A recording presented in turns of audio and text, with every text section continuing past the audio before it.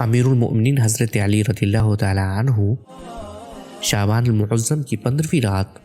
یعنی شب برات میں اکثر باہر تشریف لاتے۔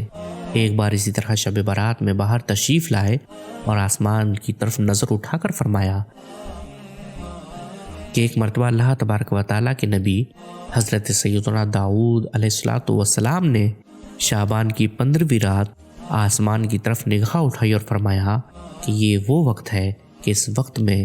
جس شخص نے جو بھی دعا اللہ تبارک و تعالیٰ سے مانگی اس کی دعا اللہ عز و جل نے قبول فرمائی، اور جس نے مغفرت طلب کی اللہ تبارک و تعالیٰ نے اس کی مغفرت فرما دی، بشرطے کہ دعا کرنے والا شار یعنی ظلمن ٹیکس لینے والا نہ ہو، جادوگر، کاہن اور باجا بجانے والا نہ ہو۔ پھر یہ دعا کی اللہم رب داؤد اغفر لمن دعاک فی ہذہ اللیلہ او استغفرک فیہا، یعنی اے اللہ عز و جل، اے داؤد کے پروردگار، جو اس رات میں تجھ سے دعا کرے یا مغفرت طلب کرے تو اس کو بخش دے۔